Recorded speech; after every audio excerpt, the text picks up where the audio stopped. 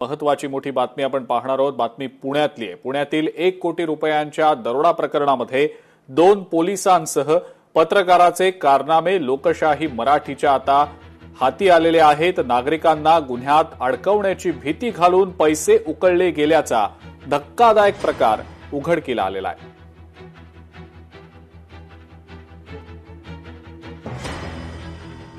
अत्यंत धक्कादायक हा सगळा प्रकार आता समोर येताना दिसतोय। पुण्यामध्ये 1 कोटी रुपयांच्या दरोडा प्रकरणामध्ये आता मोठे खुलासे होताना दिसतायत। 2 पोलिसांसह पत्रकाराचे कारनामे आता समोर आलेले आहेत। नागरिकांना गुन्ह्यामध्ये अडकवण्याची भीती घालून हे पैसे उकळले गेल्याचा धक्कादायक प्रकार समोर आलेला आहे।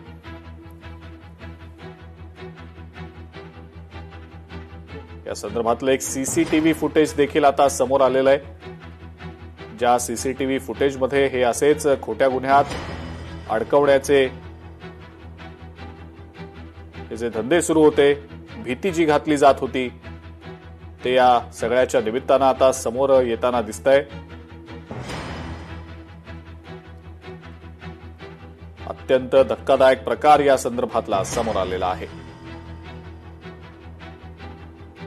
खोटे गुन्हे दाखल केले माझ्यावर पहिला गुन्हा खंडणीचा दाखल करण्यात आला, जो 10 ऑगस्ट रोजी खंडणीचा गुन्हा दाखल केला, त्याच्या खोटा गुन्हा दाखल करण्यात आला। त्याच्यानंतर 20 ऑगस्ट रोजी दुसरा 354 सारखा विनयभंगाचा गुन्हा दाखल करण्यात आला, तोही खोटा गुन्हा दाखल। मी त्यासाठी हायकोर्टात याचिका दाखल केली। मी न्याय प्रतिष्ठेला मानतो, त्यामुळे मी न्यायदेवतेवर माझा विश्वास आहे, त्यात मला नक्कीच न्याय मिळेल। तर चहाच्या दुकानावर मी रात्रीचं बसला असताना मॅडम साधारण 12:30-1च्या दरम्यान आल्या सिव्हिल वरती, आणि पत्रकार आणि झिरो पोलीस तिथं आले। पहिला मला नमस्कार केला, त्याच्यानंतर माझ्या कामगाराला बोलून घेतलं आणि दमदाटी करायला लागले की वरची रूमची चावी दे। वरची रूमची चावी मी म्हणलं कशासाठी? तर म्हणलं आम्हाला कळलं की बोले काय इथं गांजाचा धंदा चाललाय।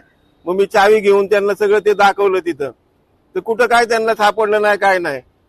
पण झिरो पोलीस आणि पत्रकार, समजा मॅडम आली, रेड केली, ठीक आहे बाबा, कुणी माहिती दिली, पण हे पत्रकार आणि झिरो पोलीसचा काही संबंध नसताना माझ्याकडे येऊन त्यांनी सगळे माझ्या दुकानात उलथापालथ केली। तिथं राजगड पोलीस स्टेशन अंकित शिवापूर पोलीस चौकी येथे प्रचंड प्रमाणात भ्रष्टाचार चालू आहे। पोलीस अधिकारी प्रमिला निकम व अजीज मिस्त्री हे अत्यंत विकृतपणे काम करतात, लोकांवर खोटे गुन्हे दाखल करतात, तिथं आलेल्या प्रत्येकाला ते हॅरेसमेंट करतात, पैशाची मागणी करतात, अत्यंत विचित्रपणे आणि विकृतपणे ते कायद्याचा वापर करतात। तरी वरिष्ठ अधिकाऱ्यांनी यामध्ये लक्ष घालावं। लोकशाही मराठी ऐका, पहा, जागरूक रहा।